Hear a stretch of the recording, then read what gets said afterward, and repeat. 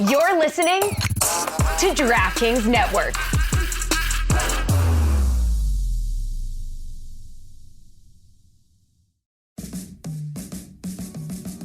Welcome to the Big Suey, presented by DraftKings. Why are you listening to this show? The podcast that seems very similar to the other Dan Le Batard podcast. I'm sorry, I'm not going to apologize for that. In fact, the only difference seems to be this imaging. I have been tempted in restaurants just walking past tables to grab somebody's fries that if they're just there. That hasn't happened to you guys? I've done it.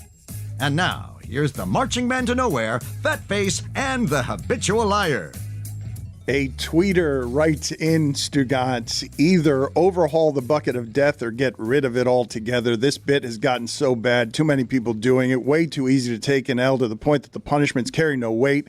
NFL is unpredictable, and to have to pick games every week for 18 weeks, one person can easily rack up 8 or 9 punishments in one season. We know that nobody's doing 8 punishments, and no one is going to chase down multiple people with so many stupid paid punishments. It's gotten so diluted. Gotten so diluted. I'm wearing sweatpants. Gotten so diluted. I've hated this thing since the beginning. JuJu Gotti for Commissioner 2024, ladies and gentlemen. No, Billy rules with an iron fist. I don't know what you guys are I am willing about. right now to overthrow our government and put JuJu in charge of the grid of death. Because what Stugotz is doing right here, right now, Yes. is pathetic. And It's not what I was supposed to do. I'm happy to do what I'm supposed to do, but no one, gave me the stuff. They just gave me a sweatshirt. I mean, and it's small. When I walked past and was told, hey, we need to get a costume quickly for Stugotz, he's got to pay a punishment today, all I heard, I didn't know anything else, was we have accessories and he's got to be shirtless. And I'm like, gold. And I wasn't talking about the accessories. I'm like, that is visual joke. I don't have to do anything today. Stugotz is just going to sit there shirtless. We can do anything today, and it'll be successful. I never agreed to any penalty that had me shirtless. I would never do that at this age, at this stage of my life. Dan, I've gained 30 pounds. Okay, but this is all. You have to understand my disappointment right now. Okay. And let's go real quick, because I thought there have been a couple of things that have happened lately on the primetime football that we haven't gotten to, okay? Justin Pugh saying during his introduction, straight off the couch, excellent work in 3 seconds. Like, you've got 3 seconds to introduce yourself to America. You sit there and you just say, Justin Pugh. Everyone else is giving their school. I'm saying straight off the couch, instant star as an offensive lineman. Another thing that happened, though, this weekend, or Monday night, whenever that Buffalo game was, is that Dion Dawkins, an offensive lineman, showed up at the facility and went through security, Stugotz. And I don't know what he was doing beforehand. I wish I had the confidence of this man to drive into the stadium shirtless. He is a large man. He is jiggly, and he got to work wearing sweats and a T-shirt, and I'm simply assume. No T-shirt. No T-shirt. Yeah. And sneakers. Excuse me, is what I meant to say. And he is shirtless, and I assume, for some reason, not unlike Ron Artest one time, I think he got locked out of his hotel and showed up at a playoff game in his underwear because he just took the team bus, like on a corporate-sponsored bus, to the arena. I assume there's got to be a great backstory here. This is not just a person who comes to these games like this every time. Is it? You assume that there's some sort of mystery as to why he decided to do this. This is a super look at me. I think the reason is he just wanted to show up to work shirtless. And you would, if you looked like that, you think a lot of people have the confidence? Stugotz is sitting here telling us that because he's gained 30 pounds, he doesn't want to give us the visual payoff today of him sitting in front of that camera angle shirtless, because the internet is forever and the internet is cruel, and he'd want to sit somewhere else. I wouldn't want to sit there either. Outside. I wouldn't wish that on much of anybody around here, honestly. He's an offensive lineman. I think there's an understood unspoken contract between offensive linemen and sports fans that you're supposed to look that way. Right. I'm not. Also, Bills Mafia gives you unreasonable confidence, so I see what's happening. Well, JuJu, thank you. I'm glad you're here because I think you were first this week to the trough of fire Sean McDermott. I was shocked. You're a source of positivity. You don't go around running around firing people, but you clearly are fed up because this man is disappointing one of the great fan bases. Absolutely. I was the first to say it this season. I said it around week 3. Watch out for this man. And he's done everything I said he would do. First of all, you got a scapegoat in Ken Dorsey. Josh Allen is one of the top-rated quarterbacks in the NFL. He has the highest points, whatever the... He's very efficient. Yeah, he throws the ball far, and it's successful. Their offense is a top 7 offense in the NFL, too. You dig? And he didn't send out 12 men at the end of that game. He didn't rush. He didn't send the house whenever it was 3rd and long. He didn't send the house when it was 3rd and long in the beginning of the 4th quarter. That team has a lot of injuries on the defensive side of the ball, but the questionable moves are coming from the top, big brother. You can't get on camera and say, it was my decision to fire him when you've been that goofy. Sir, I would allow you, please look yourself in the mirror and ask yourself, is that a goof I'm looking at? And I think the answer is yes, unresoundingly. All right. Yep. Put it on the poll, resoundingly, not unresoundingly, resoundingly. You get to looking at me with those beautiful eyes of yours. I get nervous, there, brother. That's all right. And you are fired up about this. And I understand because, Stugotz, I imagine a lot of people are making the point today that if they hadn't had 12 men on the field, Dorsey would still be employed, correct? Yes, they win the game. One would assume he wouldn't be fired after a victory, right? That doesn't happen very often. Here's a stat courtesy of Mina Kimes, who will be making her return to our show this week. I'm excited about that. The Bills' offense through Week 10, 3rd in DVOA, 1st in success rate, 3rd in EPA, 4th in QBR, 3rd in yards per play, 2nd in 3rd down conversion, 3rd in red zone efficiency. Here's a stat that you don't see tossed around often. Josh Allen, 1st in interceptions. They turn the ball over a lot, and it mitigates a lot of their great numbers on offense. They needed a scapegoat for this. As JuJu pointed out, they've had loads of injuries on the defensive side of the ball. They've never been able to run the ball well. I'd venture to say they're probably running the ball with more effectiveness now than when they were with a hair's breadth of the Super Bowl. So I think they just needed a scapegoat. Ken Dorsey ends up being the guy because Daboll isn't there, so surely this is the thing that's changed with Josh Allen. Maybe Josh Allen's changed because we're getting a sample now where the outlier might be the 2 years where he was right up there, gunslinging with Patrick Mahomes, guy you'd want to build your franchise around. The comp for Josh Allen has always been Cam Newton. And now he's following it to a T in terms of the dip, only he doesn't have a car accident to point to as the reason. Is Ken Dorsey to the Hurricanes something that I should be worried about? No, I don't think so. They've had conversations. Joe Brady has become the offensive coordinator there. I know he was a hot name in college circles, but he likes the pro game like a lot of coaches. He's just jettisoned himself away from the college game. But yeah, if you want to know, like in the group chat, the Miami Hurricanes have already hired Ken Dorsey and Chip Kelly as analysts. I am tired of people getting on Josh Allen. I understand the turnovers. I do. I get it. But some of them are not his fault. Some of them. I'm not saying all of them are not his fault. I would kill to have Josh Allen as my quarterback. I would. I'm a Jets fan. We've never had a quarterback. To have someone that elite, that good, that athletic, I would kill to have him. And I would venture to say just about every team, with the exception of 3 or 4, right now, today, would trade their quarterback for Josh Allen. So true, Stugotz. His hands are so big. And whenever they announced Trent Sherfield was our big offseason acquisition, I looked at Sean McDermott instantly. Brother, what are you doing? And look at you now.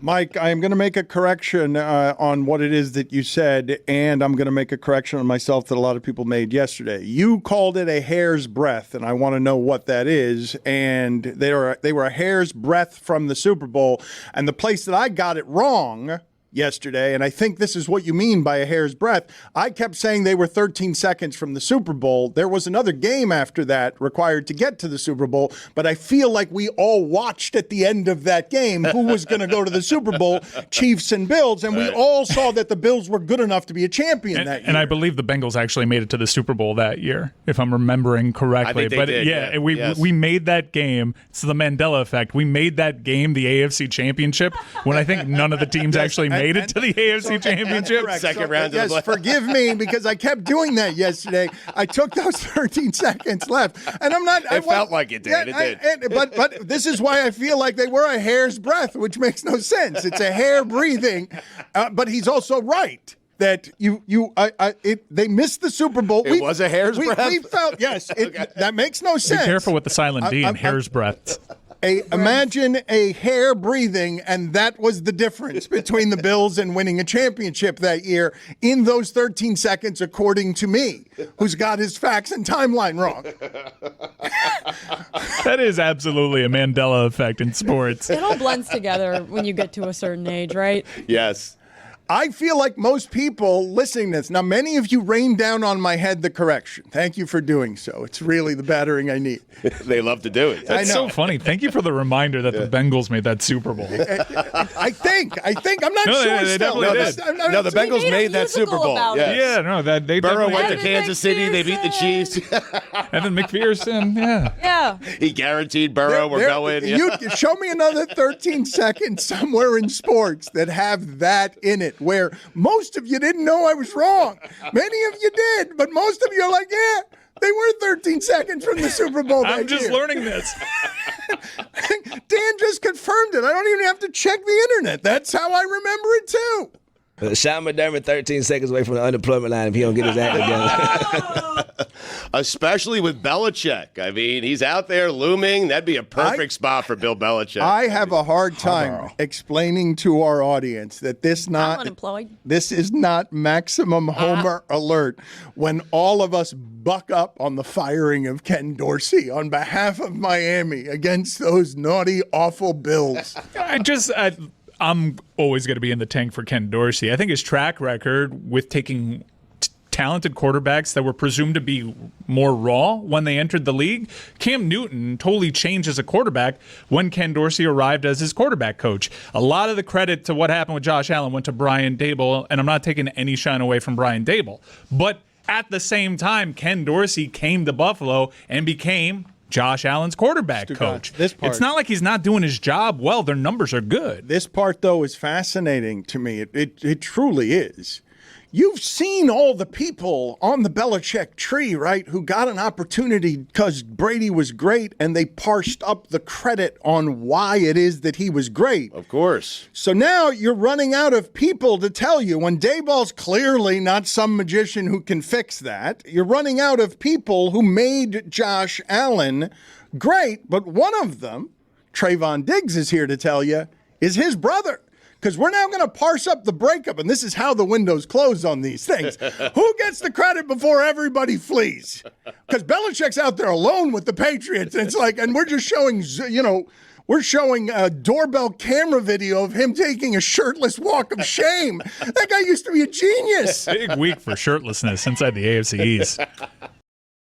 Folks, listen up. US Cellular wants to help everyone get the gift of connection this holiday season. Already a customer? This applies to you too, because right now, new and current customers can get any phone, and I mean any phone, for free. Yes, free. Sounds like it's time to make the switch. Spread the holiday cheer far and wide this season with a new phone. Everyone can get the gift of connection at US Cellular. Get any phone free today. US Cellular, built for us. Terms apply. Visit uscellular.com for details.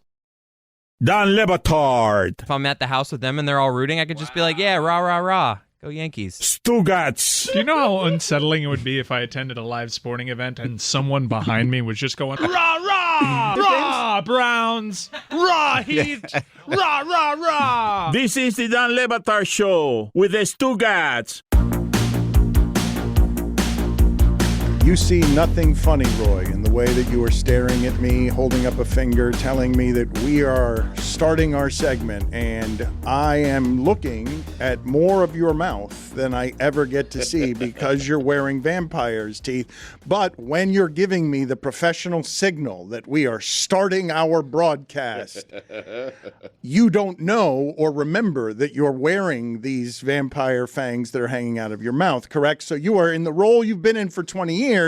But this happens to all of you on Halloween, right? You forget you're in the costume? No, I remember. Absolutely. This doesn't happen to people? You don't think people are looking at you strange sometimes because you've forgotten you're wearing a crazy wig or something? We've established that you're the kinky type and you're often in costume. I guess I'm not in costume enough to be so comfortable that I forget. Because you don't serve any of your grid of death punishment. No, I've only lost twice. Did you call out Jesus in a wrestling promo? I didn't see that. Nope. I went to my homeboy's birthday party. It was around Halloween, and I dressed up as Batman, and there was a lot of gangsters there. So we was watching the football. Around the end of the party, I was in the middle of a whole bunch of gangsters with a Batman suit on, and I was so embarrassed, and I felt so lame, man. Salute to my homeboy for playing me like this. Chris Cody, who is rushing in from somewhere late, writes in to me via text, I don't believe Stugotz would kill for Josh Allen. This is something Stugotz said that if Chris Cody had been here, he would have called him on it at the spot. Right. How do you guys imagine? I want you guys to imagine Stugotz as a Jets fan. He now has to kill somebody in order to get Josh Allen as his quarterback. How would he go about doing this? How do you imagine this exercise would go? Who is the person? It would be me, wouldn't it? No, it'd be Zach Wilson, probably. You killed Zach Wilson. You'd be in the top 5, but I mean, it wouldn't be you. I think the NFL is rightfully knee-jerk because one game, that's a 17th of your season. The sample size is skewed because it's a smaller sample altogether. But the reaction to Josh Allen's performance on Monday was, toxic, rightfully. Not enough credit being given to Vance Joseph. This is a defense that gave 70 points up to the Miami Dolphins. And over the last month, they've totally changed what they're doing. So credit to him. But I started trying to figure out where the tipping point was because when he was a hair's breadth away from the Super Bowl, which actually wasn't even in the conference championship game against Kansas City, I think the general feeling was he's a top 3 quarterback. And that's changed some. And the one that I thought was the spiciest comp, I asked a Cowboy fan straight up, coming after a great Dak Prescott performance, who would you rather have, Dak Prescott or Josh Allen? It's ridiculous. They said Dak Prescott. Right. Ask him after a bad one, though. Who turns it over plenty as well, and it's his fatal flaw as well. The thing that we were discussing yesterday, Mike, is whether you can actually be someone, because they have changed, Stugotz, the rules. Aaron Rodgers changed this. That position can't turn the ball over, and everything about winning in the margins, where you see how close these games are, Stugotz, there ain't no greater advantage than that one. You keep getting the ball back, if you get it's worth more than even the other quarterback being great. Because if I keep taking the ball back and I keep reducing the winning margins, then all of a sudden that becomes the equivalent of a 70-yard pass interference call, Stugotz. Everyone's trying to get these 5 yards, Baker Mayfielding their way down the field, trying to get 7 yards, trying to get to 3rd and 2, but having the football. The other quarterback gives you the football. It's such a terrible flaw. It's the worst one he can have. It's worse than inconsistency. It's worse than he's not that good, but he's okay. It's what Josh Allen has, I believe, is something that keeps anyone who's ever been great at that position now from being great. You could throw 25 interceptions before. You cannot do it that way anymore. You will be Jameis Winston. You will become a backup quarterback. Dan, he's not going to become a backup quarterback. I understand what you're saying. He needs to eliminate the turnovers. We all understand that. I will remind you that Patrick Mahomes has 8 interceptions this year, like Josh Allen has 11. The Bills should have won that game despite the turnovers, Josh Dan. Allen fumbles too, though, Stugotz. I know. He fumbles also. Because he's running the ball a lot, or at least he was before they had an actual running game. But don't just say I know when you're giving me 11 and 8 as the numbers over since 2018. Stugotz, I'm telling you, there's something here in the sport. Mike just gave you the Mina Kimes numbers. This Bills offense, when he doesn't turn it over, totally overwhelming, can win the Super Bowl. But that's not the Bills' offense. What the Bills' offense is, it does turn it over because their quarterback turns it over. He is reckless, he is fun, he is swaggering, but it's a huge flaw that makes me tilt all of the game's math in a way that I'm like, how can you be great if that's on your resume? To your point, Dan, he does lead the league in fumbles. He's actually only fumbled 4 times, but he's lost 3 of them. Interestingly enough, Tua has fumbled 8 times this season. Crazy. And he has only lost 2. So a little bit of luck there for Tua. If the Dolphins right now got a call from the Bills and said, hey, we'll send you Josh Allen, you send us Tua, what do you think? No, you got to look at the cap numbers. Right now, you go with Tua, even though you're going to have to pay Tua. But the Josh Allen contract I understand is what you're doing, Stugotz. We all fall in love with that at the quarterback position. Well, Dan, who doesn't want? But I'm coming at it. He's a galloping guy that's hard to tackle, that is more of an athlete than almost everyone he's playing, and he's got the most giant arm in the league. The craziest part about Josh Allen when it comes to evaluation is no one said that coming out of college. Right. That he's this galloping athlete that is basically Cam Newton, not the book on him. But understand where I'm coming from. I'm coming at this as a Jet fan. I'm coming at this as a guy whose best quarterback over the last 20 years has been Mark Sanchez. Like, that's how I'm viewing this. And so, yes, would I kill to have Josh Allen? Probably not. I wouldn't kill. But I would love to have Josh Allen as my quarterback because he's great. Even when he turns the ball over, there's still plenty to like about his game. Yeah, like you said, it's not talked about enough, the fumble handoff to James Cook and in the crunch time, you know what I mean? Yes. He just has this habit. He has to get it out of his system some kind of way. JuJu, the other one that's not his fault is he put the ball right in Gabe Davis's hands. Gabe Davis does that occasionally. Gabriel Butterfingers Davis, may I add. He's a bad wide receiver. And that's another thing. We have no receivers outside of Stephon Diggs. This is elephant in the room. Yeah, I love the Buffalo Bills. I love the Mafia. Philadelphia Eagles. I bleed green and I bleed blue. The only reason I ask on we is because Peyton Manning caught flack from his brother Eli because he was on the Broncos. He was going us, and Eli was yelling at him. It's been 8 years, and Peyton's got 2 us's. So you have 2 we's, and Jessica has 9 we's. Yeah, absolutely. Oh, hey, yo, I don't know how many we's she got. I got 1. But yeah, when the Buffalo Bills get a receiving core, you just said you had 2 we's. Freudian slip. Whenever the Buffalo Bills get some talent outside of Josh Allen, outside of Stephon Diggs on the defensive side, we will survive. But now we are goofy. Who are you throwing the ball to? All right, well, you just said something, and this I don't think bodes well as Ken Dorsey gets fired. JuJu just said he's got to get this out of his system. That is not a cure for much of anything. Your analysis is not incorrect, but I don't know what he's got. It. You said it's the truth that Brian Cashman says of Stanton. This is a part of his game. Injuries are a part of his game. Right. This is a part of his system. Right. But it wasn't that 1 year. I mean. That's right. That 1 year he had the Tua thing where he fumbles 8 times and he only loses 2 of them.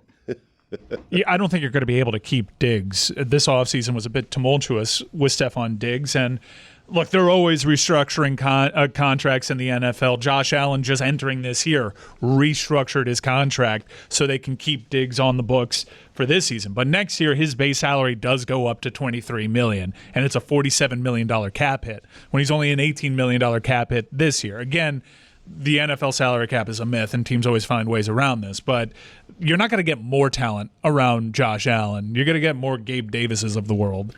We have done way too much Bills talk, and I can tell because she can be accurate in terms of measurements on weather. When Jessica fades off into land where she's tracking jets or looking up stories on what's happening at Panera Bread, we're about 5 minutes too long this week into Bills talk, and she has drifted off. Is it the Panera Bread story? Is it the Jets you're tracking? I've been trying to find the NFL.com Josh Allen draft comparison because they always do like the player comps on that site. I mean, a lot of sites do it, but I can only find Kentucky Josh Allen, not Wyoming Josh Allen. And because Mike, was your point that the analysis was that he wasn't good on his feet coming out of college? Because I think that was one of the what Mike Ryan was saying is we didn't get a whole lot of what an amazing athlete this is on Josh Allen. I think that the comps that I saw coming out of college, even though he's shorter, was Brock Osweiler when he's closer to Cam Newton.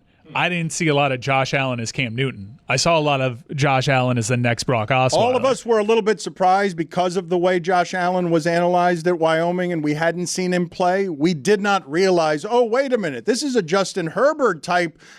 This isn't just a big quarterback. This is a quarterback who, like Trevor Lawrence, will run away from your defense. That's not... All of us were surprised the first time that he ran 60 yards with the football. All of us were like, oh, there's some Lamar Jackson there, but he's got 60 more pounds of muscle. It's why you get infatuated with him. But, Jessica, you have been obsessed with the Panera Bread story. Well, I've actually. Can we go back to flight tracking for a second? There's been a lot of it's flight tracking season, Dan. There's been a lot to track the last week, and I saw recently a screenshot. It's hard on Twitter now to verify what's real and what someone has photoshopped, because there was a Photoshop thing of one of Jamie Chadwell's tweets yesterday that got debunked fairly quickly, but a lot of people fell for it. And I did see a screenshot of a flight tracking of a private jet going from College Station to Eugene, which people were, like they're trying to hire Dan Lanning, they're flying their private jet. And I still haven't been able to find it, because in this Twitter era, it's just so easy to see, it's a blogger for the site. Maybe it's not. Maybe it's like a fake everyone's a ball sack to me, Dan. And so I've been trying to track this flight for a while. To me too, Jessica. Not to me. To me too. I want T-shirts made. Everyone's a ball sack. I am wandering through the labyrinth that is social media, and at every turn, I turn to my right, there's a ball sack. I got to be careful. To my left, there's a ball sack. I'm scared of all of it. That's how I feel at work, too. I have my eyes on College Station, though. If something big happens, mark my words. Okay, I've got my eye on their private airport. Who was on the plane? Presumably, like their athletic director, but also it could just be some rich guy. Kentucky Fried Chicken's 2 for $5 wraps are back. And they're even introducing a new mac and cheese chicken wrap. Are you kidding me? Mac and cheese in a wrap? Two of my favorite things in the entire world. That is in addition to the classic and spicy slaw wraps. Creamy mac and cheese, a hand-breaded crispy chicken tender, and 3 cheese blend, all wrapped in a pillowy tortilla. God, do I love a pillowy tortilla. Order ahead on the app and cheer on tasty goodness with KFC's 2 for $5 wraps. It's finger looking good. Don Batard. If all the raindrops were lemon drops and gumdrops, oh, what a rain that would be. Stugotz. Standing outside with my mouth open wide. If all the raindrops were lemon drops and gumdrops, oh, what a rain that would be. This is the Don Batard Show with the Stugotz.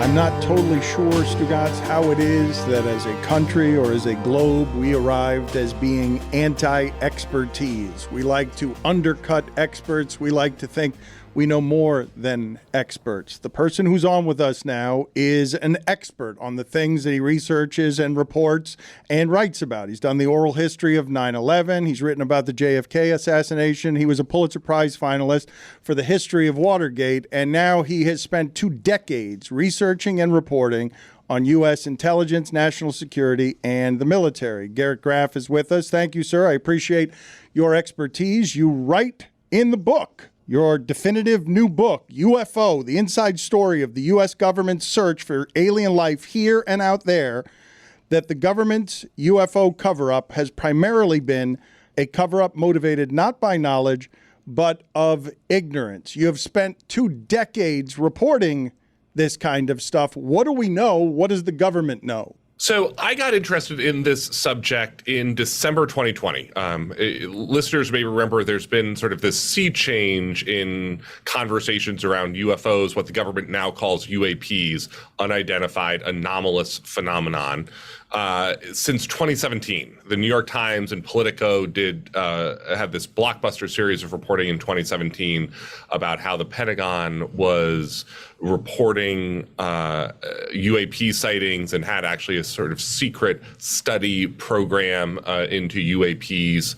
And then in December 2020, John Brennan, who had just wrapped up nearly a decade as CIA director and White House Homeland Security advisor, gave an interview where he said, effectively, there's some stuff up there flying around. We don't know what it is. It puzzles us. And I think we may find it constitutes something like a new form of life. That interview made me sit up and pay attention because John Brennan's a serious guy and he'd been, in the intelligence community for 30 years. There can't be that many things that puzzle him anymore. And if this is a subject that he's interested in, that he's puzzled by, that felt to me like a good story or a good topic for a book. What do you feel like you learned? So I think there are a couple of things. So the book tries to both trace the military's hunt for UFOs here and the evolving science and astronomy of the search for extraterrestrial intelligence out there.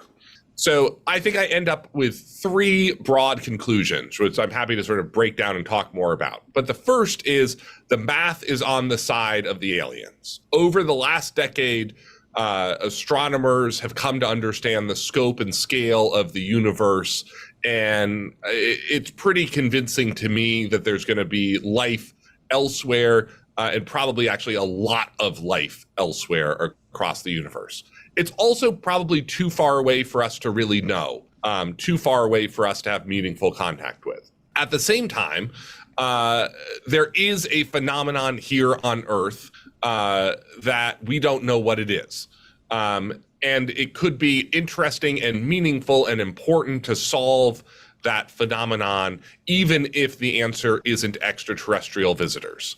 And I think at the end of the day, John Brennan's comment is probably actually true. The government doesn't know what these things are. There are layers to an actual ongoing government cover-up about its meaningful understanding of UFOs, but I think they mostly have to do with a cloak of secrecy around the government's own secret flight research programs and our understanding of adversary technology, basically sort of Chinese drones, Russian drones, and that the core of the UAP phenomenon, the government doesn't have any clue what it actually is.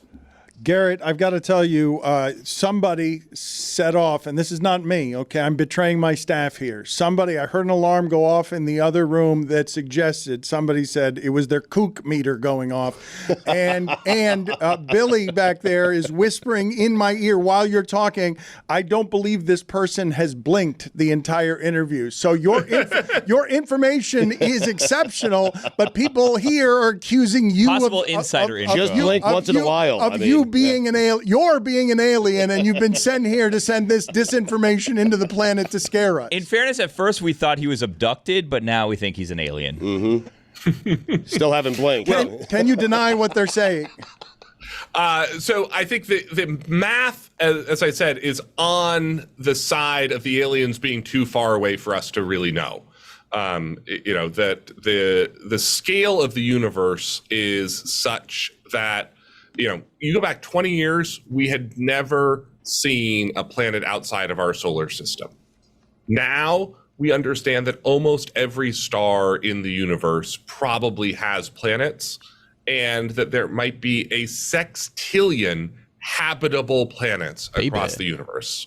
That's a billion trillion planets that sort of fall into the habitable zone as we understand it in terms of, the possibility of water, the right temperature. Most of that is so far away from us that we will never be able to have meaningful contact with it.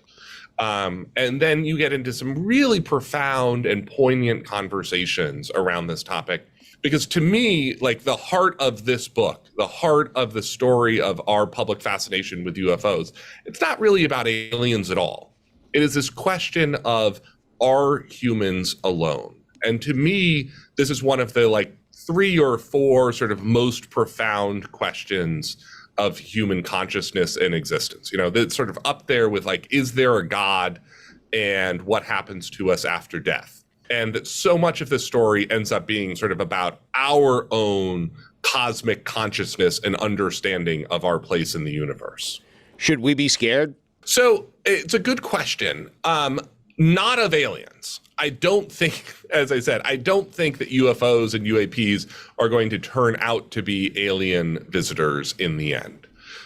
What I think it's going to end up happening is we're going to discover that UAPs are effectively 4 different categories of stuff. One is adversary technology being tested against us. The second category is basically going to be what we found with the Chinese spy balloon in February. There's a bunch of weird junk floating around up there in the sky that we're not paying attention to on a daily basis. And it turns out if you set the NORAD radars sort of slightly differently, we end up picking up a lot of weather balloons and trash that then we send up the world's most advanced fighters to shoot down with $250,000 missiles. And you know what we shot down in February? An Illinois weather hobbyist club's weather balloon over Lake Huron. Then you get into sort of the two weirder categories that I think we're going to turn out to be the answer to at least most of UAPs. One is emerging atmospheric, meteorological, and astronomical phenomenon that we don't really understand yet. And then the last category is the actually weird stuff. And this is the physics that we don't yet understand. We think that we understand the world much better than we actually do. And the question to me is, what are we going to learn about physics in the next human lifetime? What are we going to learn in 500 years, 1,000 years, 10,000 years if our civilization lasts that long? Garrett, I've got to ask you some questions, rat-a-tat-tat, okay? Because you've dedicated your life, you've turned it over to a pretty epic search here on what it is you're trying to do. The book is UFO, the inside story of the U.S. government search for alien life here and out there. You keep calling them UAPs, but I see gratuitously behind you. And a number of books that look like they're all the same book. It doesn't say UAP there. It says UFO because you're capitalizing on the salacious aspects of this. We still don't know for sure that you are human life form. Or if you blink. Well, because of that, because of the blinking. Okay. But we've got a number of rat-a-tat questions here, okay? So if you could, in 30 seconds or less, which one sighting did you find worthy of your journalistic time? The most interesting sightings are people like Lonnie Zamora, 1964 Socorro, New Mexico local police officer. He comes across a craft in the desert with two figures next to it that take off into the sky.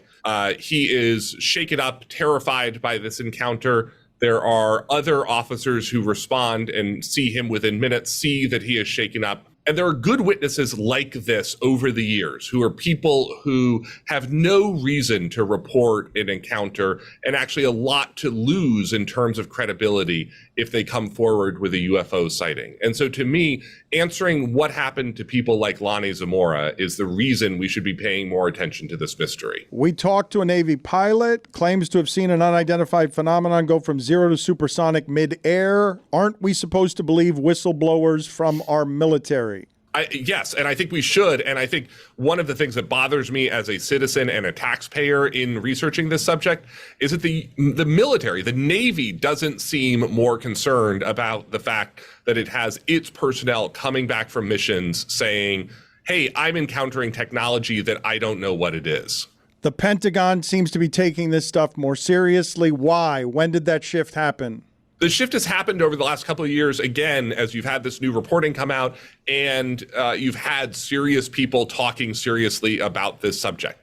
There is something real here. That's not me saying that I think that it's aliens, but there's something unsolved that's worth the military's attention, worth the government's attention. Garrett, a couple more here, rat-a-tat-tat. Do you have any validation for Bob Lazar and his story?